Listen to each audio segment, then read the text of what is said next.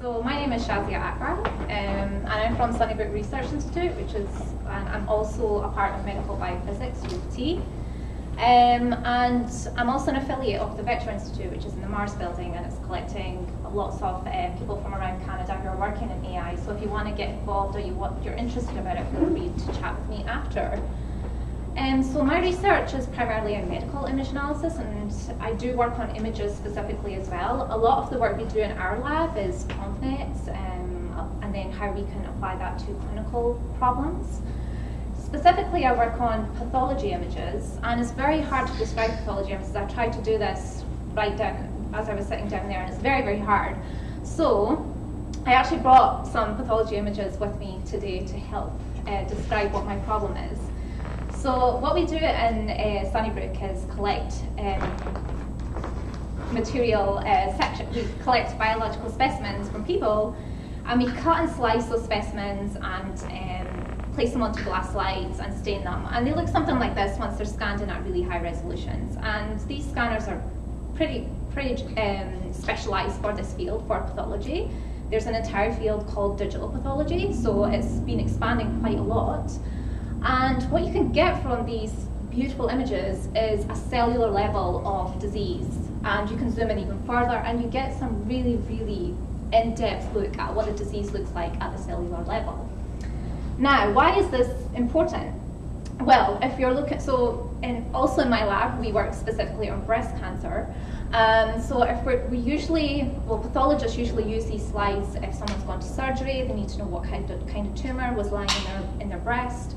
So we could tell the type of cancer, what the grade of the cancer is, whether it's invasive or in situ, so that they can go on to get further treatment. And the project that I'm working on just now, and I explained this earlier as well, is actually detecting breast cancer recurrence, and I will explain that.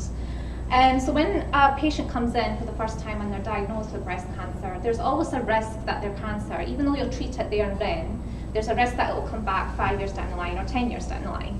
So the project that I'm working on just now is trying to predict, when they come in that first time, can we predict whether there's a high risk of that cancer coming back or a low risk?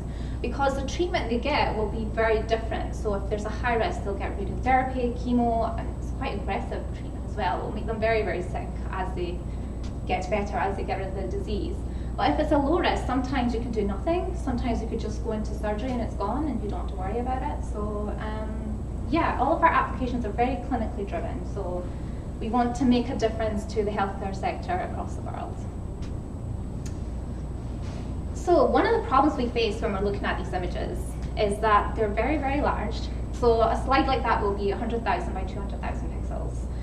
And because they're that large, usually they're stored in this pyramidal structure. So you'll get different resolutions kind of stacked one on top of each other. And there are a couple of APIs out there which you can use to look at specific levels in this pyramid, and as however many tiles you want to get from each pyramid level, etc. But we are still dealing with very, very large images. So I'm always on the hunt for methods which can help me analyze such large images. And that brings me to the paper that I wanted to talk about today. So that was my motivation behind picking this paper. Obviously, I mentioned I normally work with convolutional neural nets. This is not ConvNets, this is based on recurrent neural networks. And so if you want to pitch in, if you want to complete any description that I give, feel free. This is an open discussion. I'd like to learn from you as much as you hopefully will learn from me. So this paper was in NIPS 2014, I believe. And the primary author, me there, did his PhD actually here at U of T under Jeff Hinton before he moved to DeepMind with Alice Graves' group working on recurrent neural nets. And you can see why I picked it. The first sentence right there in the abstract. Applying convolutional neural nets to large images is computationally expensive. And that's why I honed in on this paper. So first of all, I'll just go into roughly what they want to propose in this paper. And the idea is that if you take yourself as an example and you walk into a scene that you're not familiar with, you won't get a full representation of the entire scene all in one go. You'll probably glance around and look at the scene, and gradually you'll get a full picture of the entire scene. So that's exactly the notion that they take in this paper as well. So I pinched one of the results from the end of the paper, And you can see on this image here, it shows the path that is taken whilst they look at this image. Each point on that line will, a localized representation is captured and analysed, and then they move to a new location, they look at local information there, analyse it and move, and so on and so forth. So along that line there, you'll see the time series of the recurrent neural net, so what exactly it's capturing at each time point. And the idea is, well, the hope is that by capturing glimpses of a very large image, you get enough information to perform whatever task you wanted to perform with the recurrent neural net. So here it's the MNIST challenge, it's the MNIST data set, so we're trying to classify digits. So first of all, it's only right to talk about previous work looking at, well, it's kind of looking at different methods for looking at big scenes or paying attention to specific parts of images or highlighting specific parts of an image in order to look at them in great detail. So I think the one that we're all probably familiar with is saliency maps, and I took an image here that kind of shows some of the saliency methods that are out there to develop saliency maps. And they do describe this in the paper as well in the related work, in the previous work section. And the idea of a saliency map is to learn some local information from the image, maybe using a CompNet, and from that localized filter that you've learned, or localized feature representation, you can project that back onto an image and find out where that feature map has been activated highly. So here the white is highly activated regions, the black is low activation regions. And then you can kind of take that a little bit further and maybe just select patches at the white regions, or you could do something else. It's just an initial step to understanding which parts of the image are really important for the task that you're interested in. So a couple of people asked me this before we started as well. Attention maps have been around for a little while now, and it's kind of exploded the field. There's a lot in attention maps. I only put 3 references there for attention maps, but actually there's loads. And there's lots of different applications as well. I guess one of the early works that we're familiar with for attention maps is something that looks like this, where the classification, so the last layer of a network architecture, is kind of back propagated or projected back up to the original image, so we can see what parts of the image actually influenced a specific class. And again, that helps us give us an understanding of what we're looking at when we train a network or when we're looking at test results. One other method that is very similar to this paper, and I've talked about before to my group, is ZoomaNet. And this network architecture was applied to retinal images. And it's a similar setup in that we have the low level, we analyze a low level representation of the image, find out where the interesting parts are, and then look at the high resolution parts of those interesting parts. But the difference there is that we don't use a recurrent neural net. There's no time series involved there. Sorry, can you go back to your previous slide? I didn't quite get how are these related to what you're talking about? Like essentially you use the saliency maps to limit how much computation you're going to do on new. Like how does it save you computation essentially? It's not directly related to the method that's employed in this paper, which is glimpsing and looking at the image. It's more finding out which parts of the image are going to be helpful to perform a task. And I said, for example, what you could do is take these saliency maps and possibly hone in on certain parts of those images and then analyze them in great detail, for example. So I think she's arguing that if you go to the next slide, she's arguing that some parts of the image are just more important than the rest. And Sure. Saliency maps are one visualization of which. Yeah, so that's I guess what I'm asking, that the way that you're proposing that this is related to what you're going to talk about is that you would essentially use those as filters to limit the amount of computation. Yeah, you could do that. You could definitely do that.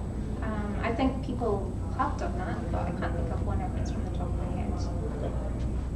Okay, now now comment. If people do that, then doesn't that mean that they have to train their network in advance? Exactly, yeah, it's a two-step process, because first you have to learn the low-level representations, and then you need to apply it, and then you need to do another step after. So yeah, it wouldn't be an end-to-end training protocol at all, and that was just an example. I'm sure there are other methods that are better for achieving the same goal.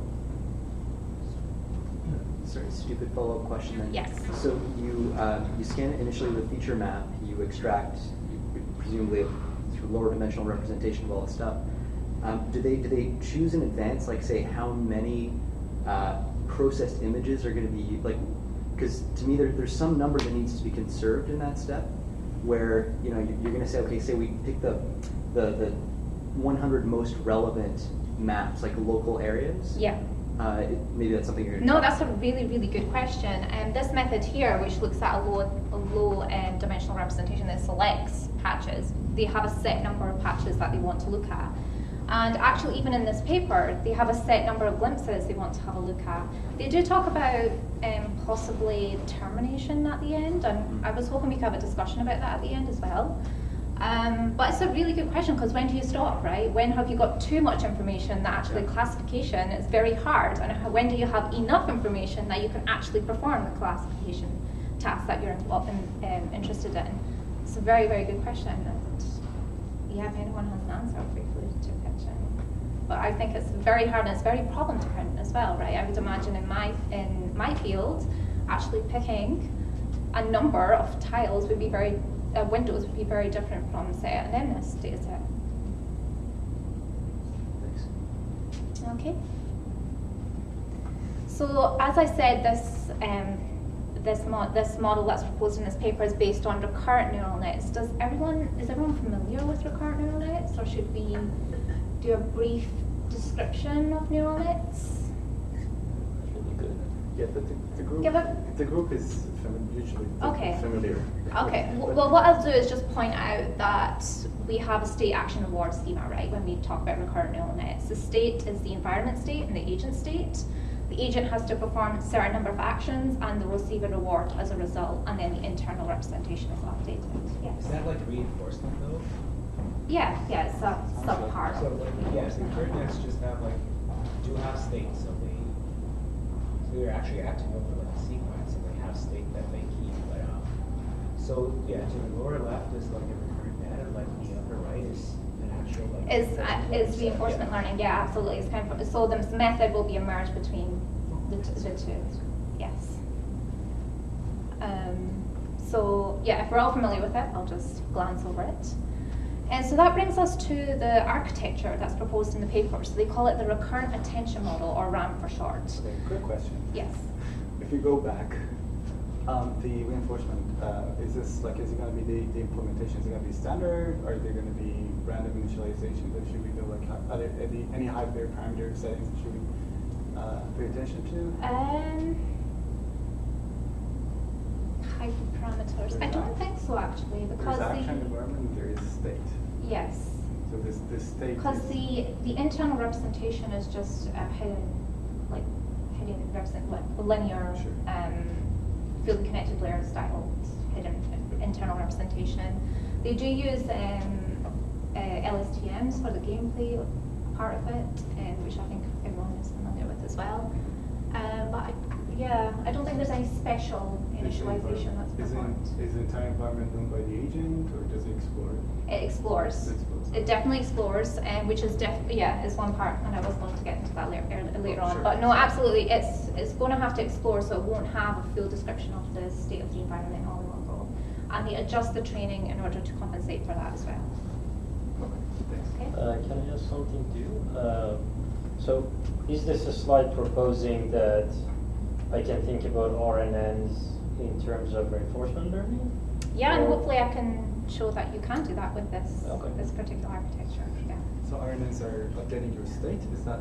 So so we have a set of actions which are performed, which is the reinforcement learning part of that.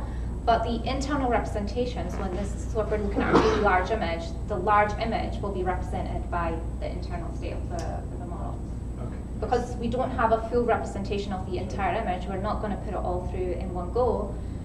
So it will have to update its internal representation and kind of figure out what's in the full-size image based on these small glimpses. And is that the state of the agent, or is that not the state of the agent? That would be the state of the environment, I would The say. state of the environment. Yeah. Okay, fair. Gotcha. Makes sense. What are the actions then? Like how I move on the image? Or? The next slide just goes into that very topic. If we let you. So so they give a really good description in the paper, so I'm just going to pinch their description and reiterate it. So they say, think of an agent within a scene. And the agent has some limitations, so they're only allowed to look at a localized region within that scene at one go. So this is what they call the bandwidth limit, so how many pixels they can see in their local environment. But also, what they can do is deploy their sensors out, so they can figure out where they want to go next as well. So this is, the action, one of the actions is this, so where should I go next? That's one of the actions. And the other action is the classification task. So make a prediction based on what you've learned so far. So there's two actions in this network architecture. And when we're thinking of state, action, and rewards, I'm going to talk about images specifically because that's my interest. But they also show a game example at the end as well. But if we're taking the images, the state would be the image content as we just talked about. And the action would be the classification decision, but also the location as well. And then the reward would be, did you get your classification decision correct or not? Yes. Quick question, does a classification decision terminate the search process? So in this setup, yes it does, because they have a delayed classification decision and then they kind of give it a certain number of glimpses and then says, tell me what's in the image. Got it. But I don't think that was the intended purpose. I think they wanted it to go on further if need be. So there's a fixed number of glimpses? There's a fixed Got it. number of glimpses. Yes. So this classification problem is like predict the label or predict the number of units or localize the unit and predict it. So here they're just predicting the MNIST digit, so what digit is in the image. The label. Yes. So I'm not sure if that's a good analogy, but it kind of seems to me like a CNN which only looks at even less parts of the image. So like in CNN, you go through the image and then you keep scores of different parts of a more compact representation of the image. Yeah. But here it's like a little bit of a lossy type of CNN, if that analogy. That's a very good analogy. I think what's different with this particular architecture is, with a CNN, you kind of combine what you've learned at the low level and then you kind of hierarchically look at what is learned before.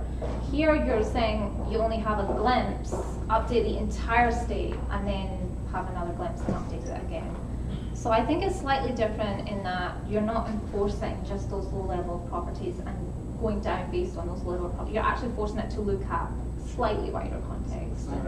Hopefully, without the full picture, you'll actually you might possibly be better in the classification because any other mess in the image, any inclusions, anything that could potentially hurt your classification, you're kind of progressively looking at rather than full on it's gone in one go. I see. So that's one. Second, it seems that what does sequential, like when does sequential patterns come to play? Because like it doesn't, like the task doesn't seem to me sequential inherently.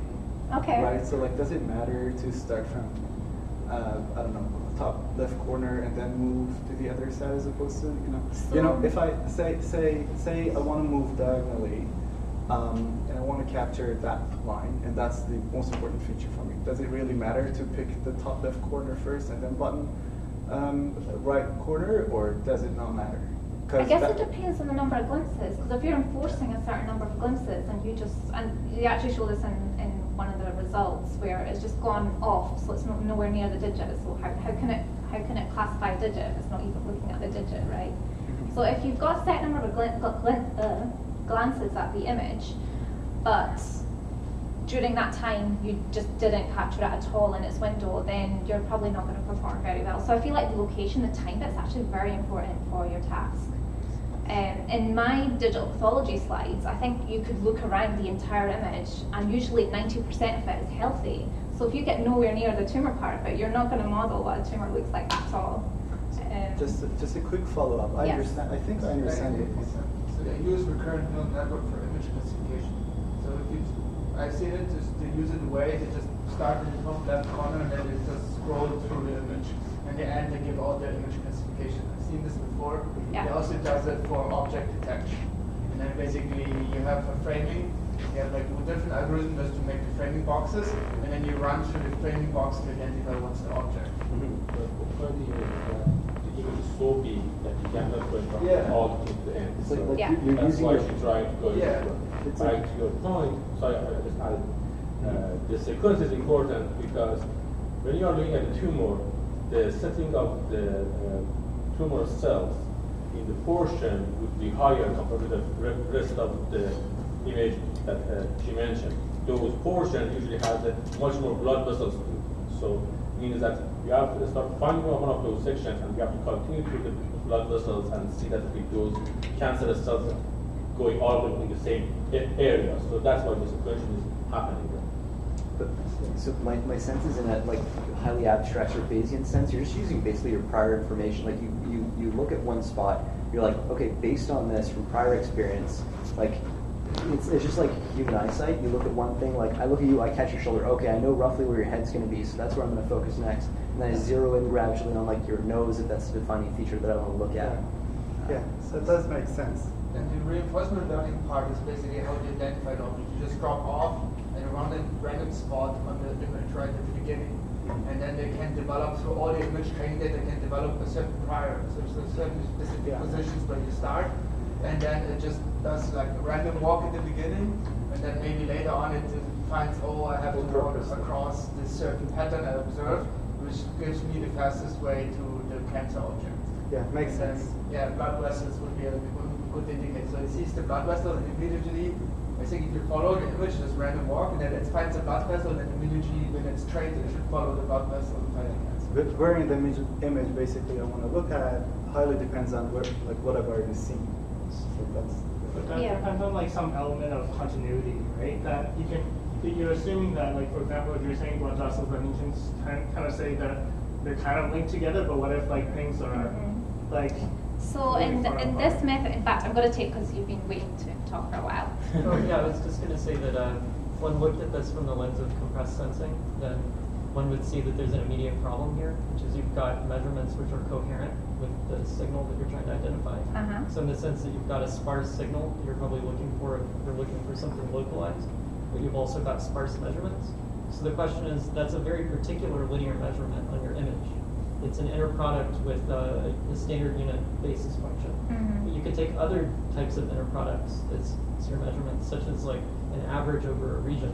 Yeah. So if you could do high-level averages as one of your actions, Yeah. then you could hierarchically zoom in Yeah. very quickly. So the question would be, why is it that the actions, that would seem to make sense, because then you could So pre-compute like the hierarchical glimpses versions. that are caught in this representation are not just local information, they're actually slightly hierarchical, I guess you could call it. Could Yeah. you do any linear transformation as one measurement? They do interpolations, I guess that would be one linear transformation. But you can, I was going to save this for the discussion, but you can definitely think of other ways of compressing and things like that to get a rough view of the periphery, but also still localize on a specific region at each time step at the same time. That's an interesting point, and I'm hoping we can talk about that a little bit later. I think it's time to move on to the rest now, actually. Well, before I do, this is the recurrent attention model that's given in the paper. It's one single figure, and there's a lot happening here. But I think it explains the recurrent neural net part of it very well in C here, because you've got two time series, and this is the information, the location, the action that's being performed being passed on to the next time series. And also we have the internal representation being passed over as well. So we'll get into that in a little bit more detail, so just hold your questions. First, I wanted to talk about the input to the network, because that's a large component of this representation, and I think a lot of your questions are kind of around that particular topic. So let's start off with the input, so it's the sensor, and they call this a glimpse sensor. So the idea is, in this paper, you'll have a location, your model has given you a location, it says I want to look at that location in some form. And then the glimpse sensor takes that location, so here it's bang on in the middle. It'll take a small window from that location, and store it. And then it'll take a slightly bigger, it'll look at the context information and take a wider picture of it, which is this box here, downscale it, so it's the same size of the localized information, add it to your internal structure again, and then an even larger one. So here they've got 3 scales here, and they kind of stack them one on top of the other. And that's how they kind of get a focused view at one particular location, but also kind of a grainy view at what's happening around it as well. And I think that's true when you look at a scene as well, right? You focus on something, but you have something, you're gathering some sort of information in your periphery as well. So you don't always just go one box at a time, a sliding window protocol. I don't think that's how we view the world. And I think this is a really clever way of capturing both low-level and high-level information at the same time, or mid-level information at the same time. So what you could do is take that representation and plug it into the recurrent neural net part of it, but actually what they do, oh sorry, I did have some examples. This was some examples that I took from the results again, but they kind of show what happens if you try and visualize that representation on an image. So this was at one time series. So here, the location was probably somewhere around here. We have the high dimensional information there, and then kind of a blurry look at the rest of the 2. And the same with the 8 here, so we have a high representation of the 8 at the bottom, but a very blurry look at the rest of it. And you'll notice that they added clutter and other things to try and make it a little bit harder. So, and the action is how to move that central square, essentially? Well, it's not quite in the way that you're thinking. Like, it doesn't just move a few pixels at a time. It actually makes quite a big jump, and you'll see that in the results, actually. So because it's got this blurry look at the rest of the environment, it usually makes significant jumps to where it should go. Does the outer square encompass the entire picture? No, Okay. it does not. That's a good question. A significant fraction, because I can see the entire 8. Yeah, it's I wouldn't say the data set they used here is particularly large. I mean, Yeah. the largest they used is 100 by 100, and compared to my 100,000 by 200,000, it's not a large Right. image, right? But it's a good way of, I guess, describing the problem. But this so that could be a everyone way, can- like, to address your concern, right? You just like get big windows and get some coverage over. Yeah, no, absolutely you could. And then you don't have to store massive, even if you downsample, sometimes you'll still get massive images, right? Maybe that's another way of compressing it even more, a little bit more, yeah. So, so what decides the blur? So what decides that I want to look at this low resolution? So And you I mean assume how that's- do you get the location of where you want to? Yeah, so like how come some parts are there?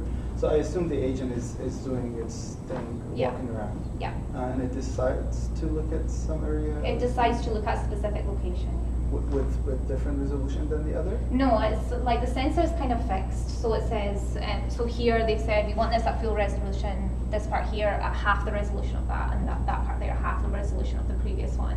So that part of the sensor is fixed. I see. So the more that the agent moves, the No, more. this is a reconstruction of the original image from those downsampled images. Oh, okay.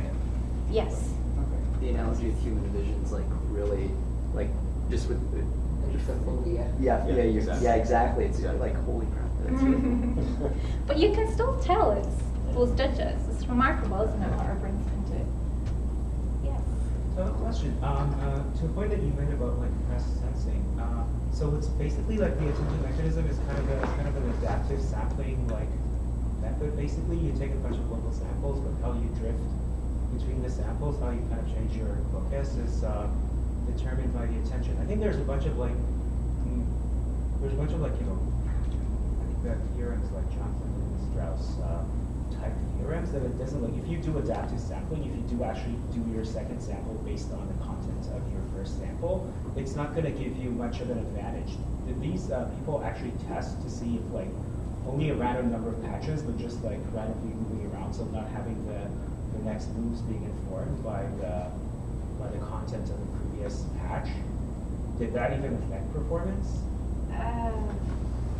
I don't. They did do You know what I random mean, like- glimpses, so they did do random glimpses, and it was worse. Obviously, they wouldn't have put it in the paper if it was there. Yeah, I don't. Maybe it's in the medical field specifically, though. I'm just thinking of that as a because there's such high variability. Maybe random sampling in, I know for certain in my images, sometimes random sampling, it means I just cover enough of the variation so that if I train a ConvNet, I've covered as much as I can that was in the image.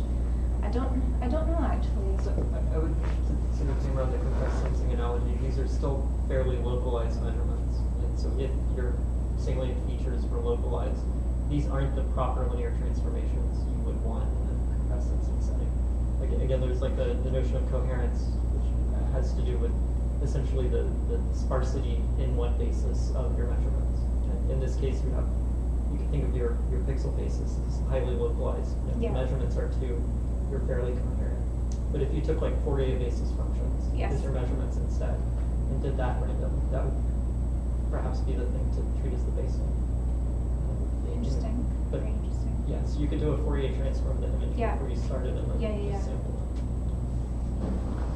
You could, yeah, absolutely. Because your recurrent neural net isn't, I guess it's not dependent on location to be in a 2D image style format either. You could change, yeah, you could absolutely change it so your sensor works slightly differently and to work in the Fourier space.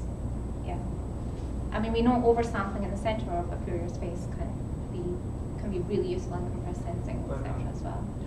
But a concern with that, like from the abstract, the paper, they want to like make it sublinear. So the whole point is like, Fourier transform would be like log linear. So if you want to do like sublinear samples, you might have to just deal with like a sparse, with a basis in which the object itself is going to be sparse too. So that's kind of a trade-off, I guess. I mean, you could pre-process. I mean, I guess I'm diverting things, but I mean, I think an FFT of even your image is pretty fast. So I think they're more so meaning making the training complexity low. So if you could pre-process and project, that would be Like, yeah. I don't know, my interpretation of that was that like they're thinking like once you have like astronomical or like medical images where you have like billions of pixels, so the actual like time to read the entire image or look at the entire image might actually dominate the time to do the so you want to do, if you can actually like focus on a bunch of points, a bunch of patches instead of like doing one like Fourier transformation of the entire thing, that might be advantageous. But I don't know, like I have to read the paper like to actually understand. It's all a question of whether there's a prior that lets you like defeat the localization. Like if you can follow a blood vessel down to an area that's likely to have like a nasty thing in it, maybe that's the way to do it. You know what I mean? Yeah. As far as I know, when the doctors looking at these pathologies and trying to say that it's tumors or probably cancers or not, actually 90% of the features happens in the lowest level, the product that she showed us. 90% of the features are on that level, just 10% of them on the higher level. So low frequency basically. Yeah, so usually they are trying to go for those 4 levels of magnitude and then looking at those features to find out those features. But the thing is, it's really interesting that yeah, that's true. Yeah, normally when a pathologist sits down and looks at these images, they have a viewing platform where they can zoom in and out of the image. They'll look at the low res, they'll say, oh, there's something interesting there, and then zoom in on that region. That is definitely true. But if you wanted to train a ConvNet to recognize tumor or something, usually, well, I don't know, so far in the digital pathology, sliding window, random patches seems to be the way to go. And the reason for doing that is you can only tell if it's tumor as soon as you've zoomed in. So you need to do that zooming in order to really capture the tumor part of it. And if you miss out the high res part, you're not going to get anything from your model. It'll just spit rubbish, or it won't be able to distinguish between the healthy and cancerous structures because they're very subtle differences between healthy and cancerous. In the case of the brain, they use the table, and on that table there are a list of the features. If you're looking at those features, just like the 2 or 3 of them are in the upper side. You have to go that deep to see the 10 other different features, like it's cancers or not. That's as far as I can. There's the brain. I'm not sure about the breast cancer, but that's really the brain. So that makes like a strong case for what Russell wants to present. Like, if you can use an optical, like, constant time, like Fourier transformation on the front end, and then get your I mean, it's not going to be sublinear. It's going to be like constant time because the lens generally does that. So then you can kind of have whatever sparse measurements from that second field, and then like I don't know to go to town with that, and like do your detection and what have you. Which is I think similar to what you mentioned. With, like if they can actually like zoom in and zoom out, and like, you know, bring things in focus or out of focus. Yeah, maybe, no, it's definitely interesting. Yeah, I never even thought about, like, we always think about zooming in. I've never thought about maybe going back out and looking at a different part again. Yeah, interesting. Sorry, I have a question for you. Yes. Just for clarity.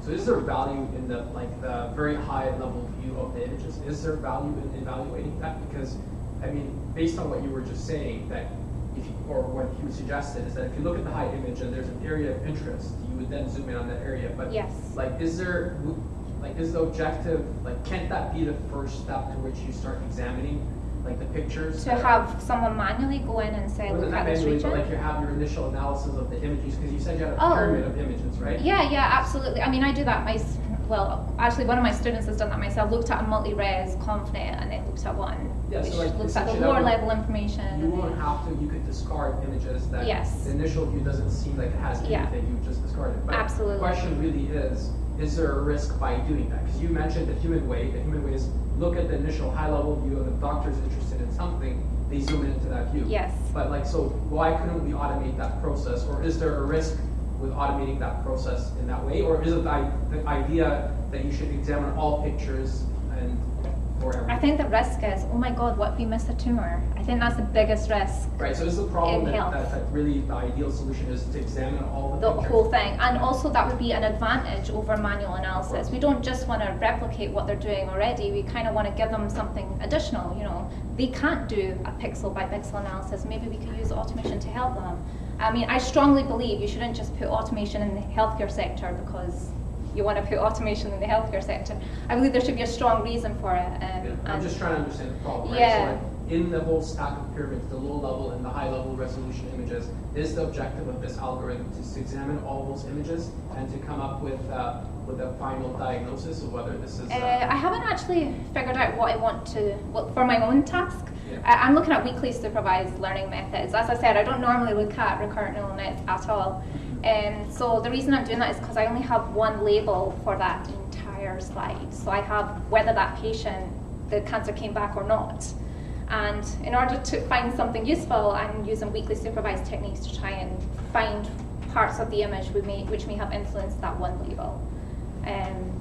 Actually, it's multiple images per one patient, so it's a harder task. And just out of interest, is your data set, are you getting feedback from international hospitals or communities that say, here are all the images of people who were, you know, the cancer reoccurred? Are you, how big of a data set are we talking about? So I'm very, very lucky. Well, I think I'm very, very lucky that I work in U of T in Canada, and because of that, we are able to get a very large data set of 1,500 patients who have either went on to recur or they haven't, and that's taken from the entire Ontario population as well. So otherwise it's very hard to get that much information. It took a couple of years to even get that information. We have a lot of problems in the healthcare sector trying to access very sensitive patient information, and as such there should be a lot of protocols in place before you can just get your hands on something that sensitive. So it is difficult, but I'm very lucky in that I do have that data. Okay, so going back to the sensor, I'm going to remind you what I was saying. I was saying we could chuck that representation into the network as is.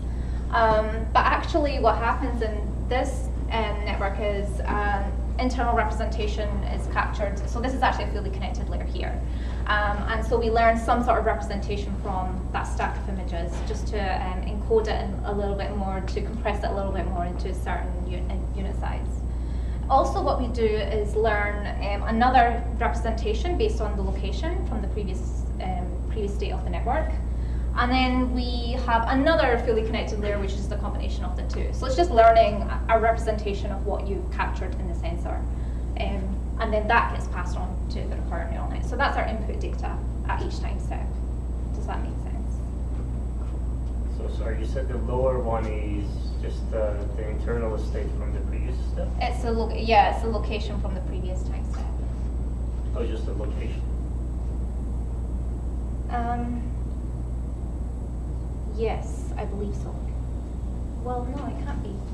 seems to be the state of the. It might be the location network from the previous state, because that makes more sense. Right. Because this is 128, so if it was just a location, that would make sense.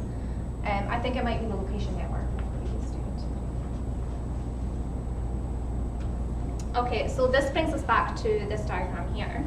So as I mentioned before, this is our internal representation. Yeah, it's again a couple of fully connected layers which are combined for the classification task and then LSTMs for the gameplay. And there are two actions that are performed at each time step. One is the classification decision, which is so f of A here is actually called an action network.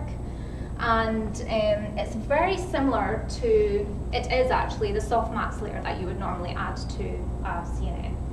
And then it outputs a prediction, which is A of T there. We also have a location network, and in the reported experiments, I think it was a two-component Gaussian distribution, and that outputs a location to look at the next time series as well. So location network, action network, two additional networks to add to this internal model. And the reward, so we talked about the reward before, so it's obviously, did you classify this image correctly? But in this setup, it's actually a delayed classification reward. So they wait for a certain amount of time, t time, and then ask the network to make a decision. And then if it gets correct, it's rewarded 1. If it doesn't, it's rewarded 0.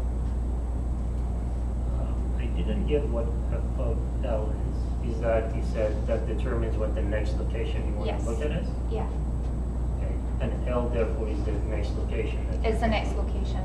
And yeah, based on the previous, Right. it looks like it's a location, which is, but it doesn't make sense that that's just one, it can't just be an XY coordinate. I don't know. It's a good question. Can you unpack that? Why does it make sense that it could be the... Because here it says LT minus 1, Oh, which will be sorry. XY, and then it kind of just goes straight into there, which is Right. 128. So I'm not quite sure what's happening. What does theta do? It's just the parameters of the network, of the fully connected. Yeah, but just as both of 128 still has to add them together, so you have to make them same dimension. I mean, you can have a different size fully connected. It just means one will be, I guess, more biased than the other if you had different I sizes. think it's just linear add them together. If it's 2, you cannot add 2. Could you add them together?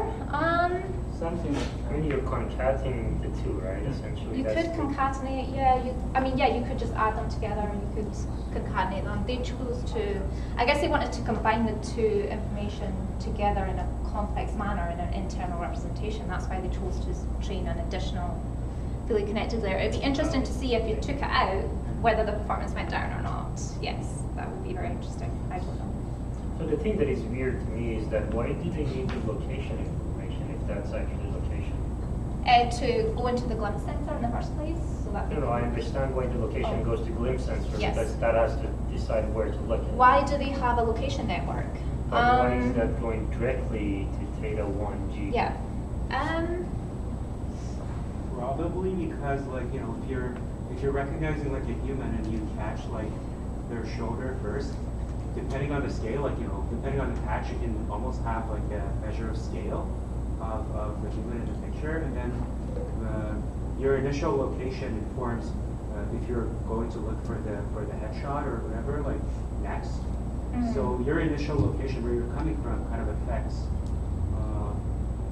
or where are you going to look next. So you need to kind of update your location over time, and if you're not giving it any input information which tells it where you've been, how can it possibly update and tell you where you should go next? I think it's part of the modeling and internal representation of both the classification task and the location part of the task as well. Some part of the information is in the glimpse sensor, right? That is true, yeah. It's interesting to, it doesn't explain in the paper why it has to be separate as well, but it's there. Kind of look at skip connections to me. You want, Yeah, you feel exactly. like that information is maybe too valuable Yeah. to not connect directly. Yeah. Is it? I think the lower one, the upper one, just the location is that help you to go get a patch. Yeah. Yeah, but they didn't encode the location in the patch. which is only sketch. I mean, it is encoding. It is exactly encoding the location in the. No, because it's a because network. you got the images. There's just you got the location of that part. You don't know the location. You didn't know the location. I see what you're saying. I think So he's you're talking saying- about this yeah, part yeah, here. yeah. Yeah. Okay. Yeah, that makes sense. Yeah. So, yeah, just for the camera. So he says that it receives the location information. It doesn't encode it to the output. It just gives you a patch where the network then looks at Which it. is true. So then I my mean- problem is, So the previous location is lost technically. sure, but then my problem is, so they are combined and both of them together are going to the action network and location network, right? Yeah, through the internal, yeah. Right, so representation, why yeah. would the action network need the location? Like I understand you want to keep the location information to update So your new you're saying location. why not keep this separate and just feed it to the action network, and then keep this separate and feed it to the location Exactly. network? I mean. I mean, it needs to come together at some point for to model the internal environment. Yes, it has to come together in order to model your internal environment. So in here, you have to somehow combine the two information together.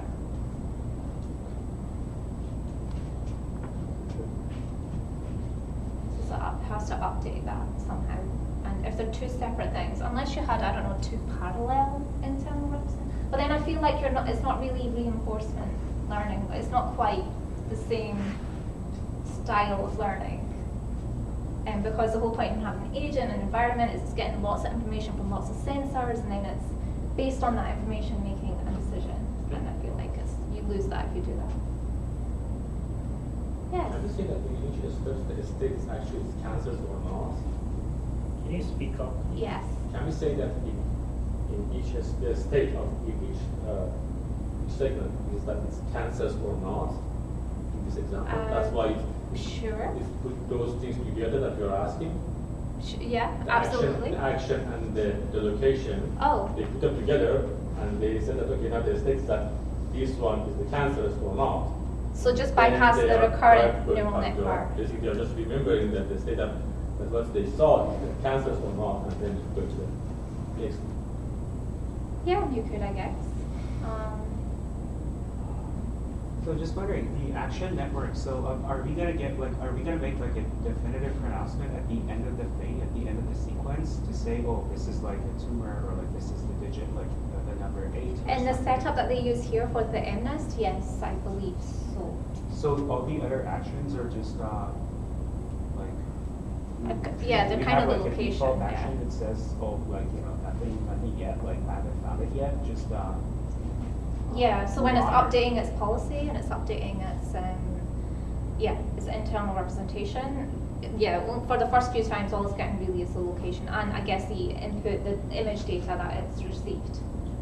So my question would be like, if the digits are from like 0 to 9, for example, so we Yes. have 10 digits. Yeah. So the action network actually has 11 labels, and one of them is just don't know yet or something like that. No, it would still be 10. It would be still be a 10 softmax layer. It's just you won't use it for the first few iterations, I guess. It won't be, you won't use it. So how do you know when to stop then? Like, That's a good question. So at the end of the paper, they do talk about termination, and they do mention that termination would be useful for this particular problem, and they said they've had preliminary work, but I don't know how they did it. It's just in the conclusions, future work kind of thing, so I don't exactly know how the termination works. Okay, is there any more questions? No, okay. Can I say if we assume that they just stop and backtrack it from like she said that they do have a limited number of steps that they take, time steps. Yes. Right. So a number of glimpses. Then we can safely assume that they so the network outputs whatever it wants to output. We don't backpropagate. We only backpropagate from the last time step where it makes the decision. Right. Mm-hmm. Okay. And T you can choose as well. I mean, you could force it to make a decision every time, but then the reward would be very off at the start, you know. Yeah. Yeah. Okay. So this brings us to the training mechanism. So it's a reinforcement learning task. So we need to optimize our weights according to the reward that we're getting from our model. And what's interesting about this particular setup is we don't have a full view of the scene, of the environment. We don't have a full picture, which is why this is a POMDP setup. So it's a partial observation of the scene. And since then, I think a lot of people have used the reinforced rule because most of the time you only have a partial view of what you're looking at or what task you're trying to perform. So we're trying to maximize our reward over, maximize the reward and then update our parameters as such. And we're going to use the reinforced rule, which is this rule here, where we need to estimate some gradients. So what happens in the reinforced rule is that we ask the agent to run its model based on the current step and based on what it's seen in the past, run its current model and generate some sequences. And based on those sequences, we'll have some sort of idea of what the current network thinks will happen if you give it this action and the reward it will get as a result. And because we don't have a full view of the environment, we can't really take these values as they are. So instead of, we actually have kind of a lookup table, which is a probabilistic distribution of, based on these actions, based on these actions, the current state and the previous actions we've had, this is the likelihood of our reward. And that's what happens in the reinforced rule.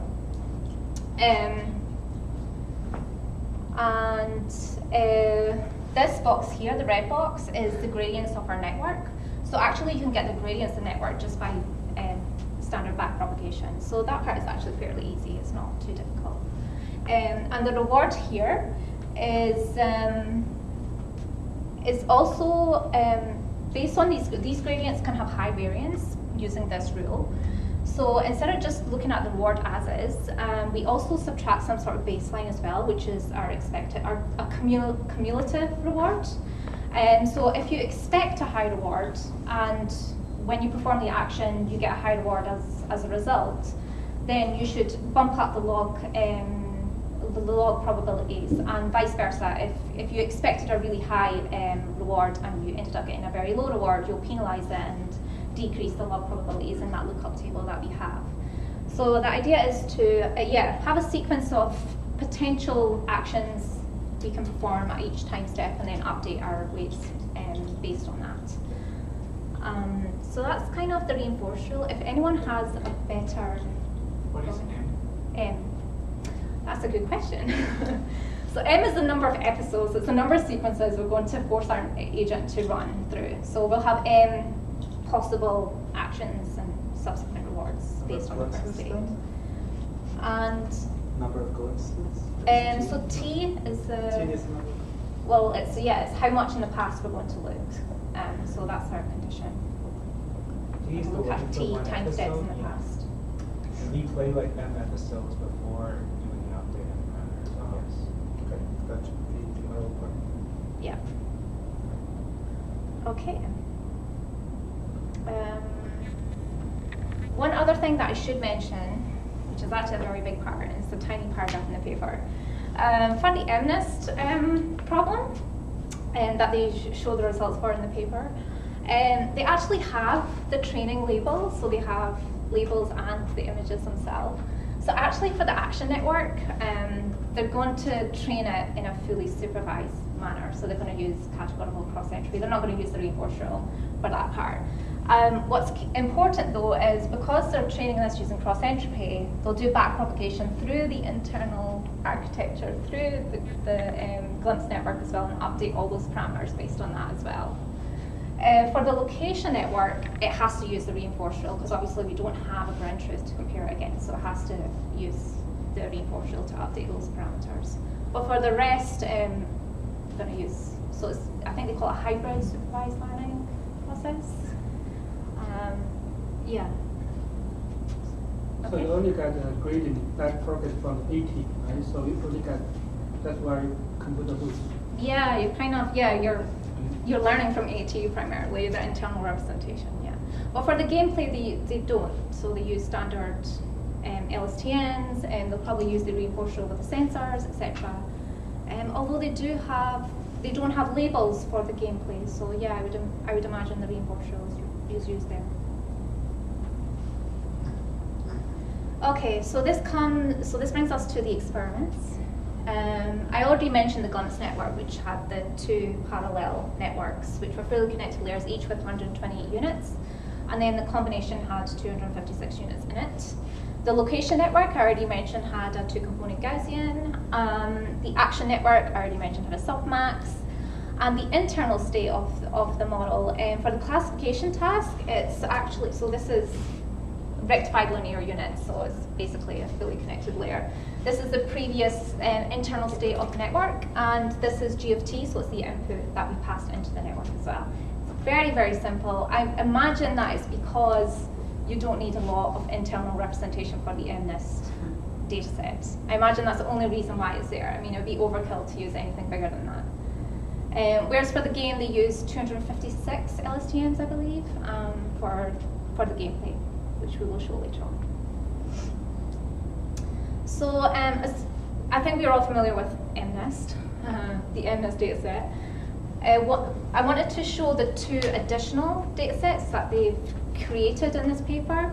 So one is a translated MNIST, where they just translated the digits in a blank space. And then another one was a cluttered translated MNIST. So they just added a little bit of clutter around. I think it was 4 bits of clutter around the digit as well. To see if when it moves, does it move towards the clutter? Is it just moving towards whatever's white in the image, or is it making reasonable decisions as to where it should go next? And the clutter translated MNIST, they looked at 60 by 60, 100 by 100. So they're not super big, but I guess it's as big as they could go. Okay, so here are some results. In A here, we've got the RAM, and we've shown different number of glimpses. But notice here that we only have 1 scale. So actually the glimpse network isn't really doing much anything different that you wouldn't do with a sliding window. I mean, obviously the location network is updating, so we're going to hopefully good locations, but we're only getting 1-dimensional view of the image at a time. And they compared it against a convolutional, a CNN with 2 layers and 2 fully connected layers as well. Although I think one of these layers in the convolutional layer were fully connected anyway. I think it was just one 2D conv there.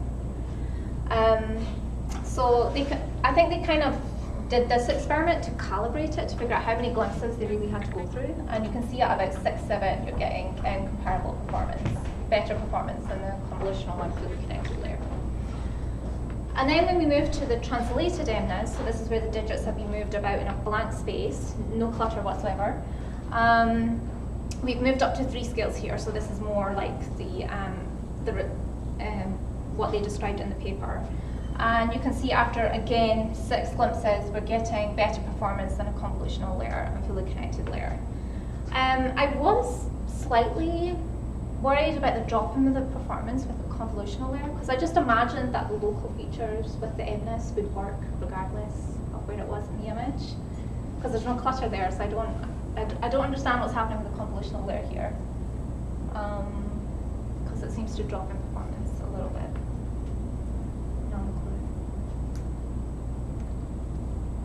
And then we go to the cluttered MNIST. What is the question? I'm not sure if I got it. So the convolutional layer had 1.62% error, whereas in here it had 1.21% error. And the only difference is with the input data, it's just being translated. So there's no clutter. It's the same digit. It's just being moved around in a blank space. So I would have expected the whole. There's a lot of blank. Huh? Sorry. There's a lot of blank. Because. Oh yeah, I guess that makes sense. You said it earlier. It's hierarchical, right? So what is in what part of the image actually matters to conversion?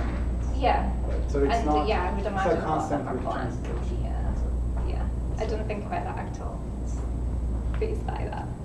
Did they make any effort to show also, say, like a 12 by 12 with 1 scale? Because I'd be curious to see what the impact of the scales. Yeah, kind of directly compare apples to apples here, because it's. They don't. I don't know if they do that on the second one. No, they don't. No, I don't know. Also, the number of pixels is different between. Yeah, well, and that was why I was curious about seeing just a single. But to be fair, because the images are like, was it 24 by 24? I missed. I think it's fair to say they have to go down to 8 by 8. So just wondering, in terms of the volume of computation, this is even like worse because 7 times 8 by 8 is probably more than like 20 by 28. Like, if you consider like the amount of like computational steps that the 20 by 28 like completely convolutional network has to do. If you're looking at 8 by 8 patches, but you're doing that for 7 steps. Yeah. You're not gonna come out ahead. So I think it's a little better, but not much better. Yeah. And I think the driving force behind this, I think A shouldn't really be in the paper. I think because they're trying to sell the idea that this will work on really large images and you could go up to really large images without the high computational cost kind of added to it. Yeah, you're right. Probably for A there, that's overkill or to use RAM there. Did they try a large image? Did they try this on a large image? Did they try this on a large image? Or a medical image? No. For That was the pitch, it seems. You wouldn't get any investors. That's my idea. I want to try it on a medical image. Just have to wait for a few weeks. A few weeks, huh? No No, they did not These try are it on a easy video. sell. You can do that in a few weeks. No pressure. That's true, actually. If you have a very good motivation, like you've got a deadline in 2 weeks, you'll do it in 2 weeks. It'll kill you, but you'll do it in I'm 2 going to weeks. schedule you for 2 more weeks. Like the left side of that, where it's just a single layer, it's a smaller image. Yeah. The error rate is pretty small. Yeah. I mean, like that's to me sounds to me like a case where you could just take a larger image potentially and just run it through something like this. Well, like let's say, what's the error? Like, did you actually try running that experiment where you took this massive size of image, shrink it down to a reasonable size, whatever reasonable that you know that has a computation time, and what is the error rate? So why try to necessarily scale to a larger image and try to come up with an algorithm that scales to a larger image when you could potentially try to scale the image down and work out a smaller image? What is the error rate on a smaller image? Have you tried that? I have not tried that, no. I've not tried this method at all. I'm just hoping I can try this method. But I mean, like, in you the look at future. that really, because it's a single scale, has Yeah. a pretty reasonable. I mean, I know Yes. the images that we're talking here are relatively easy, Yeah. and everything kind of fits beautifully Yeah. in the scale. But Yeah. I mean, it'd be interesting to try that because Absolutely, I guess yeah. a lot of the details is you don't necessarily need all the details of an image to make out an image, right? And they do that with many things to try to save on memory. So not necessarily computation, but resources. Like you can take an image and necessarily encode it instead of 4 bytes, you could bring it down to a single byte, True. and then you reduce the memory computation of Yeah. that image. Yeah. So have you tried in this case potentially reducing the size of the image to try to reduce the computational element of things? No, I haven't, and yeah, that's a good, Can I- very good point. Can I ask a related question? Like, do they talk about the the scaling of the computational cost of this versus a content, or are they just comparing the error rates? They're just comparing the error rates here. Yeah, that was my question as well. Like, how much more expensive is training now than it was before? Like, are they just trying to win in training, or are they also trying to win in inference? I Right. assume inference is much easier, but like, if training's much worse, well. Right. I mean, Yeah. that was the whole sales point of, Yeah. even That's thinking true. about this, that Yeah. you're saving computational power with hopefully not as much, error rate hit. So that I would be curious. in Yeah, the I mean, this actual seems to be just a very early concept kind of paper. They Right. didn't really, look at performance at all. There have been methods that have used LinksNet.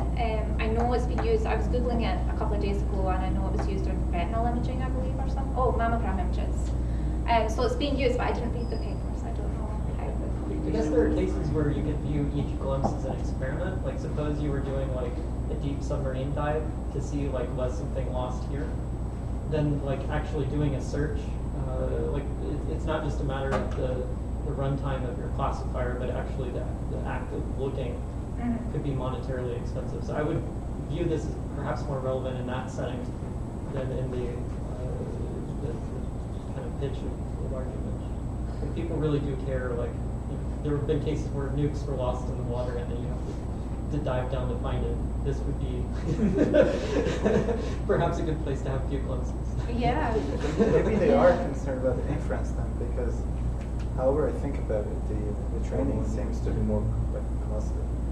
The training is more costly, and even inference, like, you know,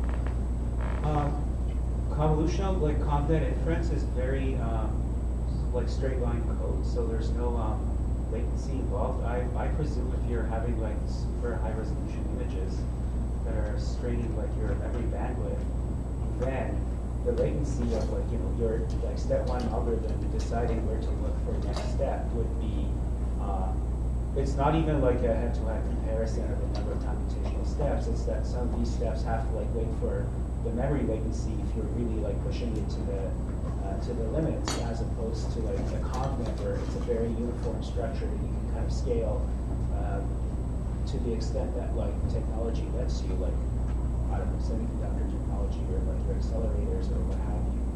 So it's interesting. And then again, but one advantage of this that I can see, like their experiments are very unrealistic because the digits and whatnot are completely like separate from the background. So if you have clutter, if you have like 5 objects of interest, this could be used to like understand the gaze of the cameraman, if you will, or like something like that. Like what would be the natural like focal point of an image, or like what is the natural like centerpiece of something. I do know that it's being used in semantic segmentation as well. So yeah, it's probably being done.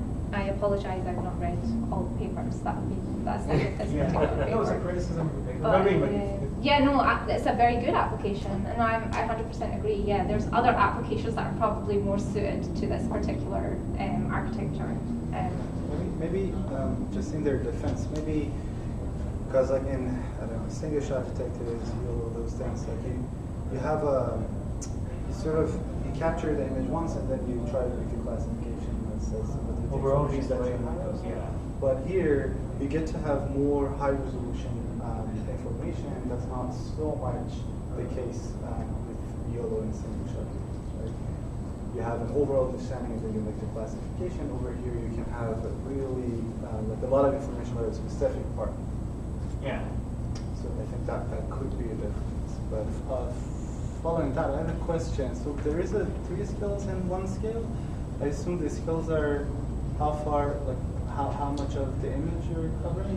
So you know, in the retinal sensor, we have 3 boxes in the illustration. So 1 skill would just be 1 box. Okay. So this eventually makes the criticism. But over here, on the left, you have. So what's the difference between these 2 tables? So on the left, you have 1 scale. Yes. Is the scale the only difference, or? No, because they're different data sets as well. Okay, so it's also translated. Yes. Then my criticism would be that this is not the right approach, because if you want to have orthogonal, you can't really test 2 things at the same time. You don't know what's. And I think that's what's mentioned here. Yeah. Oh, okay. Absolutely no. Yeah, if I missed that on the stage. No worries, so was I. When you were talking. No, absolutely. I don't know about you, but if I'm writing a paper, I want there to be a story when I'm telling the results. You know, if I do this, then I do this, then I do this. Yeah, and there's a big jump from there to there. Yeah. So that's why I think maybe this was just then calibrating or some, I don't know, some sort of initial look at it. So like all this saying in the second table is that maybe this or that would contribute to the lower results. Yeah. It's fair. Better than nothing. Better than nothing. Yeah. Okay, let's get to the cluttered data set. So the difference between these 2 tables is this 60 by 60 and this is 100 by 100. And again, it's 3 scales. And here's the random glimpses that I talked about earlier on. So you get an idea of what happens if it just jumps around and it doesn't make any clever decisions about where it should look in the image. So this is really testing the location network part of the RAM model. And you can definitely see you need to know where you're going, and that makes sense. If you don't know where you're going, then you're not going to capture much. But I was surprised by this actually. I mean, 4.96% compared to the ConvNet at 8%. And that's just with 4 glimpses as well. I was quite impressed by that result. And then we move to the 100 by 100. Yeah, okay, so it's definitely better than the convolutional 2-layer. true, and it's definitely better than the random glimpses. But the error rate kind of again goes up as we make our images larger. So this is why I didn't immediately try this on my images, because I'm worried that if I upscale this dramatically, it won't work. Like the performance will drop significantly, because when we're going to 100 by 100 and I'm trying to take it up to 100,000, you know, I don't know if it'll 100% work out. But you'll never know until you try, so I should really try this.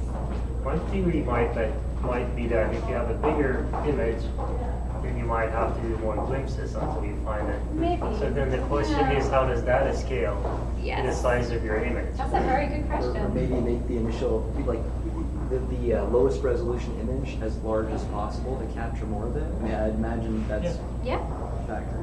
Yeah. So these are four. Yeah, I guess there are a few things that you can play with. There is a number of glimpses. There are the number of scales. Yeah. The question is how do those scale with the size of your image? I think the bigger image just you keep the word same size. You just add some black space. Right. Also, Clutter as well. the signal is getting weaker and weaker. Yeah. Right. I mean, if it's so weak, you cannot. Sure. Then you can compensate it by either increasing your, the number of steps that you're doing your search, or playing with a scale or something. So the question is, like, what do you need to add this to get to that 4%? To get to that performance, yeah. And like, how does that scale? Is a point add a glimpse or a convolution, maybe you add layers because signals. Yeah, sure. So the question is, how does that improvement scale with the size of the image then? I'm pretty sure if you make a 28 and 28, it will improve significantly. Because once your frame is across the original image, it will record a hit. Well, actually, I don't. Do I have it on the next slide? Okay, let's get to this slide here. So this is from the supplementary material, and the reason why I don't think that'll work is because of the location network. I think it'll just, like, if you started here and you went there and there and there and there, and you just let it run for another 10 points, would it not just kind of do this and not do anything else after? Like, what would make it jump down there and start looking at a new location? So if you increase the image, you also increase the original number. If you increase the number, you also increase the original. See the original end list? Yes. Does it stay 28? It stays 28 by 20. Yeah, we're just adding more clutter. So then how big? This was 12 by 12, the window size? 12 by 12, I believe. Let's go back. Yes, 12 by 12. So but then the point refers to the center of the window or the whole window? Because now the image shows like a point and it wanders across the image. So that's where the window is centered. So yeah. In fact, I'll jump to these results here. So this is the results section, but I zoomed in on it. So this actually shows 1, 2, 3, 4, 5, 6 glimpses, so 6 time points, and you can see what it's focusing on every time. But it kind of stays where, so it makes a big jump initially from what I conceive, and then it kind of stays around about that initial region. So it knows where to look initially. It's just trying to force it to just go away from that a little bit. So maybe you need to add, I don't know, some sort of randomization term or something to just make it look and explore a little bit more. Maybe another sensor in the architecture. I don't know. Or maybe from its experience, like it knows that it's gathered enough information, so it's just like, eh. It seems like is the problem, like, does it end up repeating itself? It doesn't seem to be repeat. It's still moving, but we don't really see what's happening after. So I don't know if, I'm assuming they looked at the results and said, okay, 6 glimpses is enough. And I think based on the previous results, that was true. So there's 6, there's 7. So I'd imagine if you went further, there's going to be no difference whatsoever. So to me, that says it stopped looking. It's just looking at the same bit over and over again. I don't know for sure, but that's a hunch. Oh, that's interesting. I think so. So essentially, it saturates after 6. I think it right? saturates. Yeah. So like on the right one, the 2 numbers, 6 and 8, are the same. Because it's a classification problem where there's only one label and it doesn't need to count the instances. For example, if it has picture with multiple aids. You have the Right. network trained. You Yeah. would try to find as many, would scan the images, but have only one aid. And once it identifies, Right. okay, I find the area with information. Right. Now just keep walking around in build that it. area and accumulate information to understand it. That's a really good point. With a stronger bias towards this one label, right? Yeah. Yeah, so then the increasing the number of glimpses then don't necessarily improve the accuracy for bigger images. Is the difference with the bigger image? No, sorry, okay. You This can is compare with the these, bigger right. image. But actually in a real world example, you would never have like an 8. Like you'd never have that situation. Like if you had a car, it would probably take up a lot of, like you wouldn't be able to capture the entire car in one glimpse. So it would probably have to explore a little bit. Maybe, yeah. Maybe if they tried it with lots of 8s, we would have had a better example.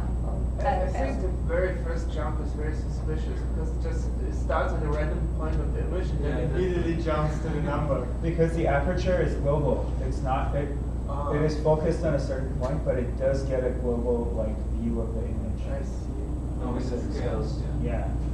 Because like the farther you get from the center point, your resolution comes down, but you still are getting stuff. I see. So you can jump to any place in the image, or are there constraints like locality? You know, you can jump. I mean, you can set the number of glimpses to 20 if you wanted to, yeah. No, You no, would I jump- mean from one glimpse to the next one, can you jump to anywhere in the image? Oh, Or- yeah, I believe so. I don't think there's any constraints on, I mean, they certainly didn't list it in the experiments that there were constraints with the location.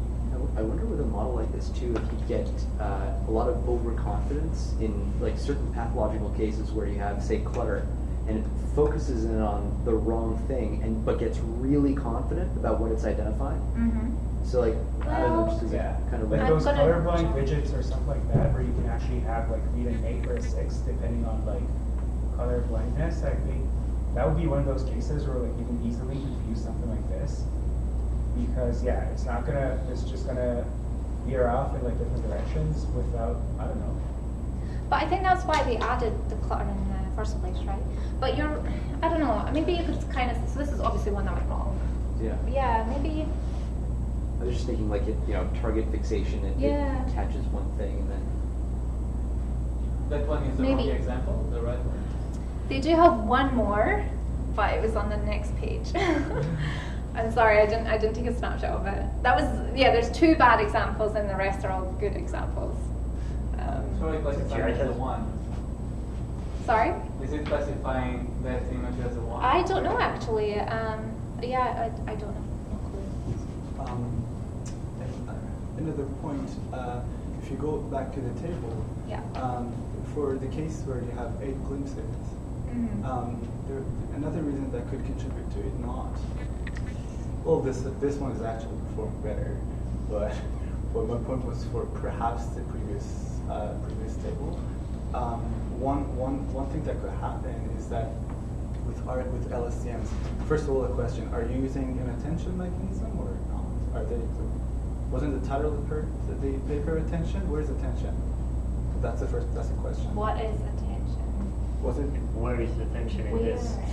It's like focusing It's on probably one just the piece at a glimpse. time. The It's the location. glimpse. Okay, so the So the visual glimpse attention, scene sensor attention. is the Okay. attention part of this Okay. architecture. So, okay, cool. Now you have an LSTM. Mhm. Is the LSTM using also attention mechanism, or is it not? No, because it's not the same one. This is not The a definition yeah. of attention. They are using. She said she was using. This is just classification. This is just classification, Right. yeah. But there is gameplay later on. Right. There are 2 things, so they're Oh, kind of okay, so cheating this here. is not. This This is is not the LSTM. at LSTM. all. No, Okay, cool. no LSTM here. Question resolved. Okay. Jack, Super simple question. What's the rough number of training examples that you expect to have for your giant model? Like I would suspect that Did would be- mention it in the paper. I No, just can't- no, for you. Oh, your- for me? Yeah, I'm just curious for applying this to giant examples. What, like, So you are have you access to, talking like- full-sized images? Yeah. How many training examples? So I said we have roughly 1,500 in total. Probably want to take some of those out for testing. So 1,200. But at the moment, I find it very hard to pass those 1,000. I don't even know how I'm going to do it actually. How am I going to pass 1,200, 100,000 by 200,000 images through a ConvNet, and I don't know how we'll do that. Because you'll be sitting there waiting for ages for training to occur. How many windows you have in each of your picture? How many? How many windows you have? Windows. They go up into the hundreds of thousands. You get millions for some of my but images. In your case, you are going sliding your windows. So I wonder that from each picture that you have, each pathological image that you have, how many windows you are going to start extracting and then putting in the content. So at the moment, what I'm doing is just randomly taking patches. I'm hoping my weekly supervised learning technique will encode most of the variability within that image. But the problem with digital pathology is sometimes, and it's definitely true, in that 100,000 by 200,000 image, only a 28 by 28 patch will have tumor in it, and the rest will be completely healthy. And that's true with the Chameleon dataset, which is public and you can look at it, and it's an insane task. I think the people who came first in that challenge, in the Chameleon challenge, were like Google, because they could run it through their mapping servers. But yeah. Can you just, sorry, I'm kind of confused what a glimpse is. Like, what is a glimpse as opposed to? Here? Yeah. Your glimpse and then your scale. Like, so the scale, as I understood it, was the 3 levels of different magnifications that you have? Yes. Okay, and what is the glimpse? Like when you say The glimpse is the number of time points we're going to wait and then tell it to give you a classification. So it's the number of time points we're going to have in our time series we'll have in our recurrent neural net before it forces it to make a prediction. Okay, so like, I'm not following. So like, can you give an example? Like when you say a glimpse, are you taking the same image 4 times? Like, sorry. So when we say 4 glimpses, we mean we're going to look up our network, pass in one location, and that blurry outer periphery as well. We'll update the internal state and then move to another location. That's 2 glimpses because we're taking another look at another location in the image. So it's another essentially picture of exactly like the overall picture yes. in that size of the dimension. Yes. So in the one on the left, it's an 8 by 8. It's 8 by 8. Okay. So, but can I just as an intuition, like when I look at the scale of the glimpse, which yes. is the 8 by 8, relative to the size of the dimension of 28 by 28, yeah, that covers a larger scale of the image. And there may be a relationship there, like intuitively in my mind, it's that ideally, like in the best world, you should cover the whole image and analyze the whole image. So there may be an optimal relationship by which the ratio of the dimensions relative to the overall image gives you a much more lower error rate. Do you follow what I'm saying? Like, so there's something very intuitive to this. Like, although I might not be able to prove it, like mathematically, there seems to be that's a pretty good variable. So you're saying if it had a bigger view of the entire image, find the optimal ratio, yes. irrespective of your image. So in your case, you have 100,000 by 100,000. In this case, I would start with a ratio of this size, which is what's, I don't know, 8 divided by 28, like 30% or something like that. Yeah. So maybe if you scale down your image or take your glimpses of that ratio, it'd be interesting to see what would be the cases. Yeah. Unfortunately, practically, that's not possible. Even if you downgraded it by 30%, yeah. Like you can pass it but through. I'm just impressed by that low yeah. level error rate. Yeah, the only thing I can really like makes sense to me yeah. is that you kind of consider a larger set of the images. Okay? Yeah, absolutely. You've got some context information happening there. Absolutely, yeah. Yeah.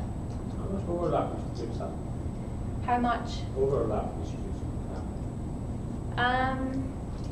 Let's find out. There seems to be a definitely some overlap here. I mean, these look identical. Whereas earlier on, it's definitely exploring, which I do like about this network. It explores first and then it finds something of interest and it looks around.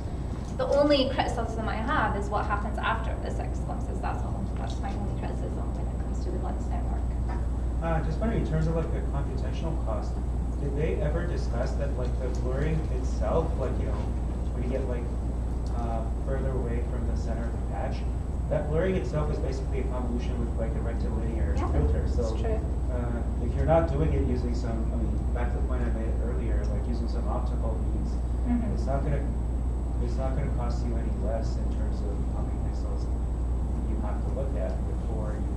Because yeah, this is a little bit like, to the point that George made, like, you know, there might be an optimal like scaling law in play, but also even from the point of view of computational, like, you know, like what is the trade-off of precision versus like how much computation, or like is even like the measurement our bottleneck, or is it like the actual summing up of stuff. So I promise you, if I try this out, I will report some computational costs of these numbers. Some real numbers. Seriously. Better. Okay, I'm just going to quickly move to the movie. So this is a game that's being played. And this is the only results they have for the screenplay, so I had to show it in a movie format. So this is a game here. The ball is coming down from the top, and you need to catch it with your little bar at the bottom. And they're using a 3-scale glimpse network here. So that's where the glimpses are, and you can kind of see a visual interpretation of it there. And you can also see the glimpses there as well. So this one's at a lower res than that one, which is at a lower res than that one.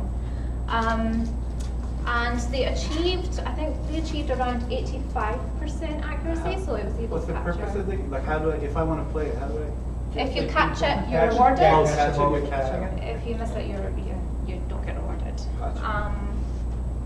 And I think, yeah, the only thing they kind of mentioned in the paper was that the ball has to be captured within the glimpse, otherwise it will fail at the task.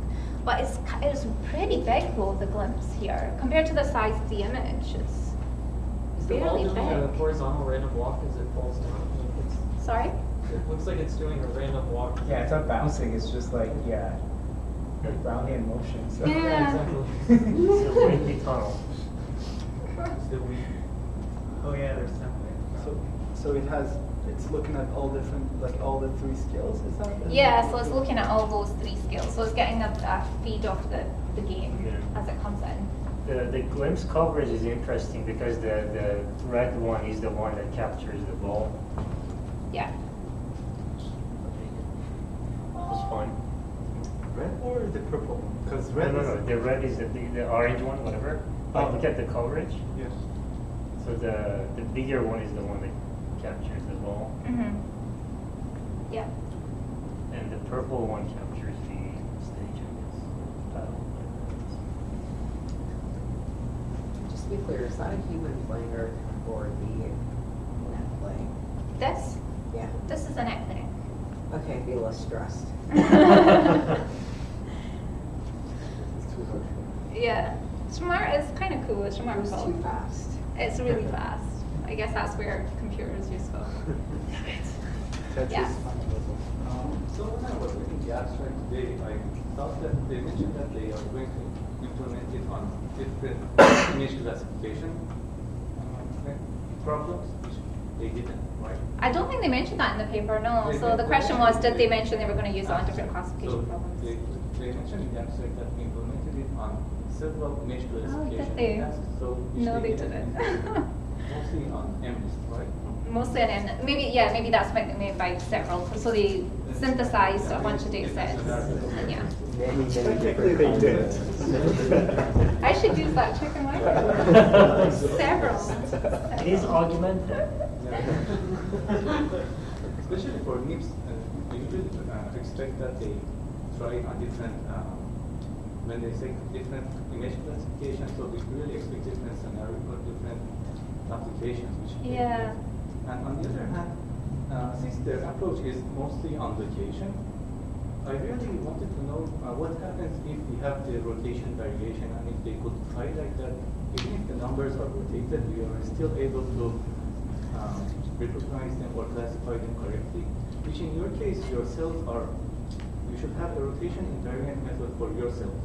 Yes. But for the MNIST, I'm not sure whether they use the MNIST rotation or No, I just don't think they MNIST. did. Yeah, that's an interesting point. The cluttered ones, some of them look rotated, no? Really? There was some rotation, but approximately 45 degrees, which in your case, maybe the 9 Oh, they Mine is are. kind of rotated. Is it rotated or is it just like slanted writing? So I don't think it's rotated. Well, fair enough. I was curious to see maybe an upside down two, Yeah. whether it can Yeah. be classified as two, because in your That's a case, good point. in your case you have rotation invariance. variation. in But your that, cells. yeah, so but that sort of conflicts with integrity of the image, right? Like if you show me an upside down too, I don't think I'm going to be able to classify. Yeah, but I mean for her application, if she wants to apply this method on cancer cells. She needs to use That's a good point, and I'll definitely take. Yeah, I didn't even think about that, so that's really that's a good point to raise. Like, doesn't this algorithm with its location, like, doesn't account for that? Because the location determines where it needs to scan next. So why would you need to add additional? Like, why would you need to add that? Like, I mean, if does it really matter whether that 2 is sideways or like otherwise? Because like, I mean, ultimately, it's going to figure out where it needs to go next because the algorithm accounts for that. Isn't it the RNN though? But the pictures will look different. Yeah, I think it's more to do with the Well, internal representation. Like, did you make the internal representation complex enough to capture those rotations? Maybe, I don't know, I'm not sure. But So will we ever get to my LSTM question? okay, yeah, sure. No, but I thought you were gonna show us something about it. Like, That is the LSTM Yeah, part. the game was the LSTM. The game was the LSTM part. Yeah. Okay. No. Yeah. Then no, forget it. Just a question. Was it from? What was this from? NIPS 2015 or? 14, right? 14. So they just like planted a flag and like it didn't pan out, so they just didn't do anything. Probably. It seems Yeah. that's the case. It was just Because like, I don't know. Do you know any other work that on continuous of this work? Yes, there's definitely more work on top of this work. Do I know them personally or worked on them? No. I don't. That's the question. So. That was a question I was terrified with. Because if you work on something, you give a presentation, you know exactly what's in the field. But this one, I don't actually know exactly what's But in you the know field. about other works that. But there's definitely other works that use this glitch now, yeah. I think there's like some multi-object tagging that uses, but I think it actually uses attention, like real, like you can- Actual attention. Yeah, Thank I you. know. Thank you. We're friends. These NLP people. Yeah, NLP guy. Sorry, just clarify, because you just showed the application of that same algorithm Yeah. that we just used to classify numbers Yeah. to play a game. Yeah. So why would, like, are we saying the setup for this to track that ball that's falling, there needed to be something else that needed to be set up for this to work? Because, like, I'm just going to try to go back to that comment where rotation comes into play. Like, there's nothing that, like, was there something that needed, you know, to be configured to set up And the internal state? only thing they changed was the internal representation to LSTMs. I'm assuming because the game problem was a little bit more complex than the MS problem, so they needed a slightly more complex internal representation. But other than that, the setup is actually very similar. I mean, you're getting images in, you're glimpsing at the image, and then you're updating your location. It's not actually that Right, so different that's than- where I'm trying to make sense of the idea of this, you need to account for rotation, because I'm not sure why you would need to do that if it's already working for a moving image. Do you know what I mean? Like, Yeah. Well, there's a preferred axis here, right? So, like, the ball in this game is only falling in one direction. So it's not isotropic. So if you looked at it this way, you'd be playing a different game. If you're looking at it this way, you'd be playing a different game. That's a good point. yeah. Again, I don't know the details of the algorithm. I'm looking at it. Like, if the ball was moving up, I don't see why the algorithm wouldn't detect the location of that item and shift up. Do you know what I mean? Like, I don't see why it wouldn't do that, because it's tracking that the initial detection of that object. So with CNNs, if you train the CNN for cats, right side up, and then you show them cats that are upside down, they're not going to be able to classify, right? So that's important.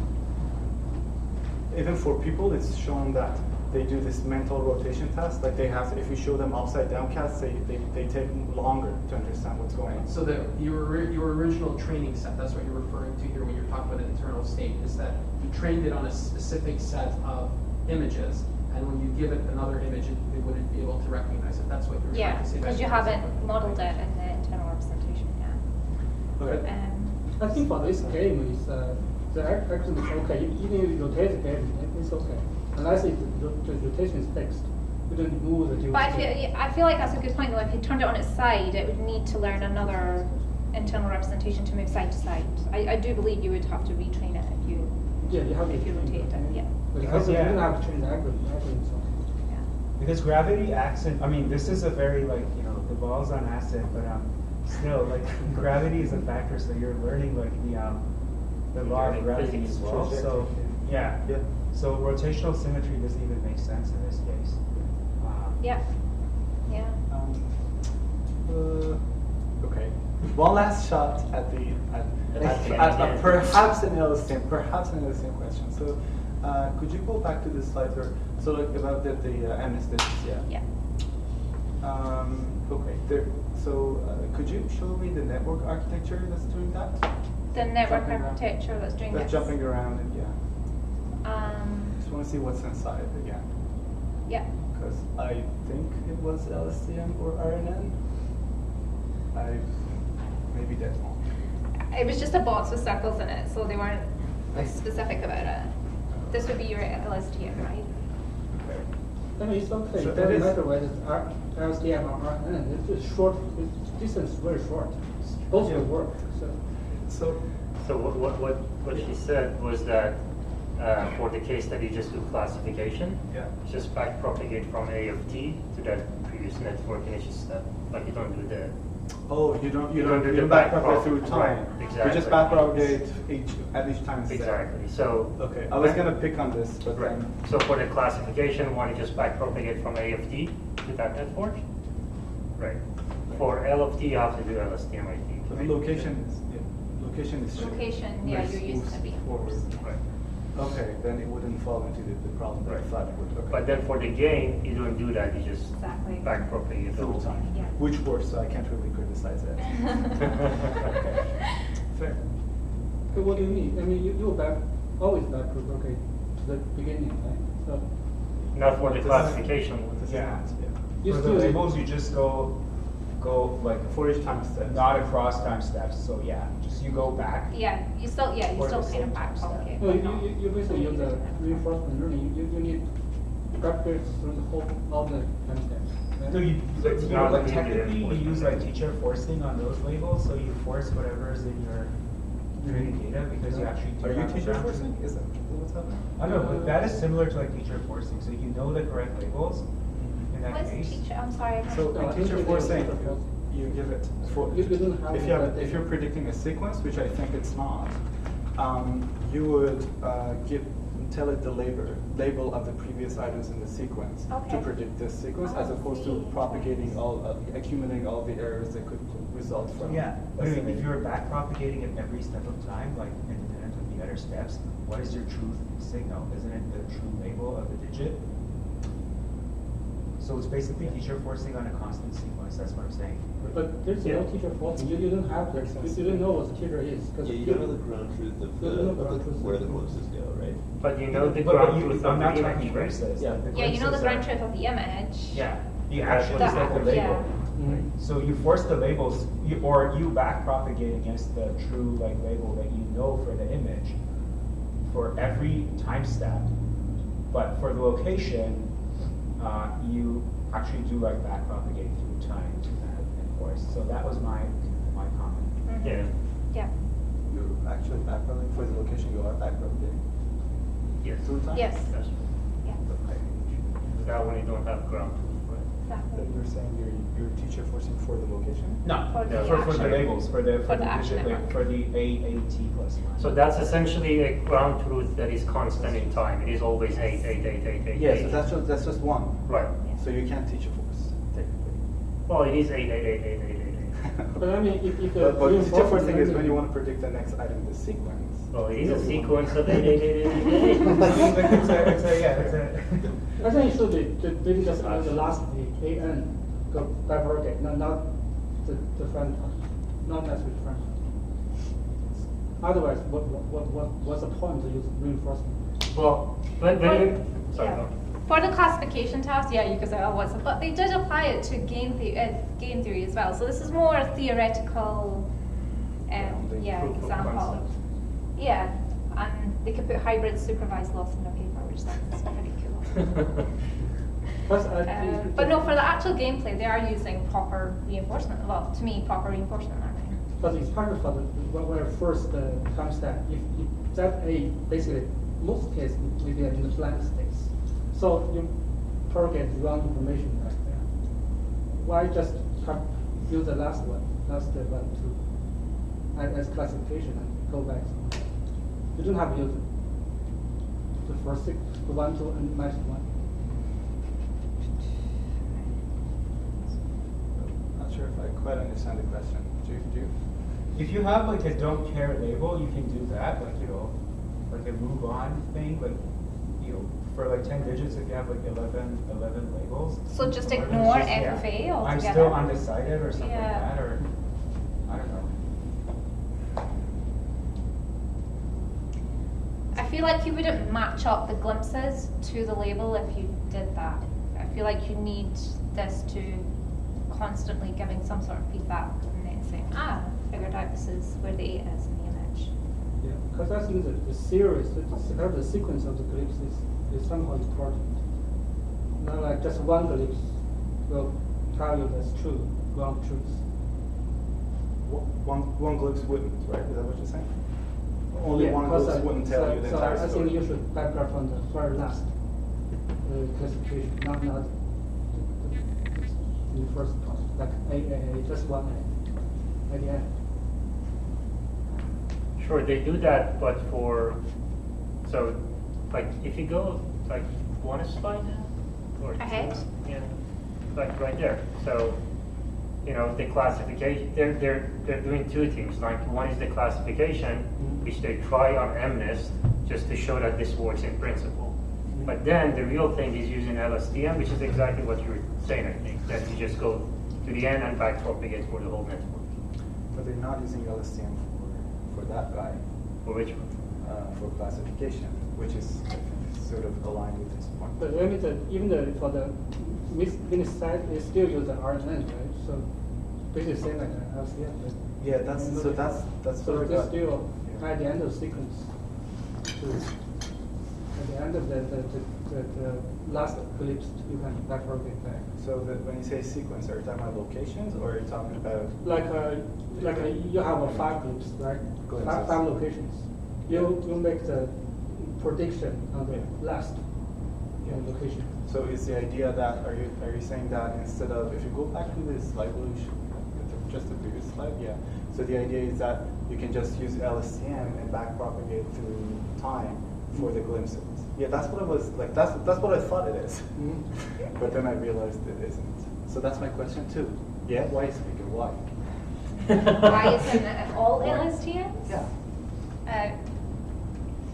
I don't know. I would have thought it would be overkill for MNIST, to be honest, as well. If I was writing this paper, I would say LSTM is a bit overkill. No, I mean, it is LSTM. Like, if you want to apply it to a case that is actually reinforcement learning, like a gameplay, that's actually going to be LSTM, right? Yeah, I guess. Like the next slide said, enforced. right? Yeah. But that classification is just for them to show that this works in principle. Yeah, I was thinking for the min set, it's a simple data set. Why don't you just use a vanilla RNN? It's much less parameters, less tendency for overfitting. Would that be a paper? Right. But that misses the point of this paper, which is trying to, find this a scaling thing. Yeah. Right? Like if you classify with RNN on MNIST, okay, good for you. That's a good warm-up project. So he's saying just implement vanilla RNN for the glimpses, right? I mean, I think for this, you only have maybe, 3 or 8 3 to ellipses, 8, right? yeah, glimpses. So Just I mean, using RNN. RNN That's is what I thought good they for were. maybe a sequence of 30, right? LSTM maybe 100. Yeah. So I mean, if less than 30, maybe Yeah. vanilla is.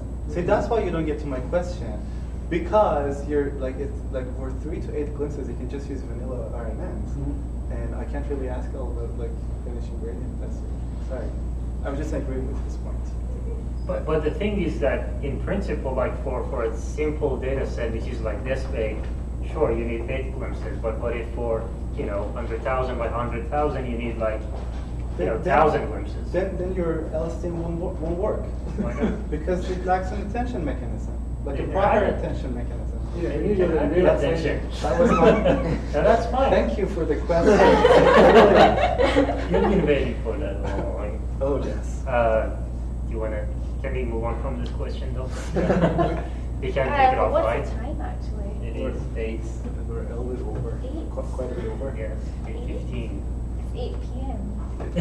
Did you have a 8:15. meeting? Not AM, no. Yeah, she has a lot of. It's 8:20 actually. Well, lucky for you, that's like the last slide, and that was actually the discussion bit anyway. So if you want to wrap up, we can wrap up and go on. Yeah, the first thing was an alternative method to downscaling, which we talked about. In my particular images, I was thinking, oh, maybe I could have the number of ducks, the locations, get an actual wide view of my entire image, and somehow append that. The termination of the glimpses we kind of touched on. I don't think we came up with a solution of how to terminate or to move or to force it to look somewhere else, but I'm sure there's some simple mechanisms you can employ and they may work actually. I think it's a case of sitting down, coding it and seeing what works. And I was actually really interested to see the internal state, how much of the internal state actually reflected the real environment, and whether you can visualize that as well. We kind of see that with the glimpses because we're seeing where it's looking, but I was wondering if actually inside the network architecture, is it modeling that image with the two? So that was another point that I wanted to raise there. But we can absolutely wrap up. I think everyone would like to go home. All right, let's thank the speakers.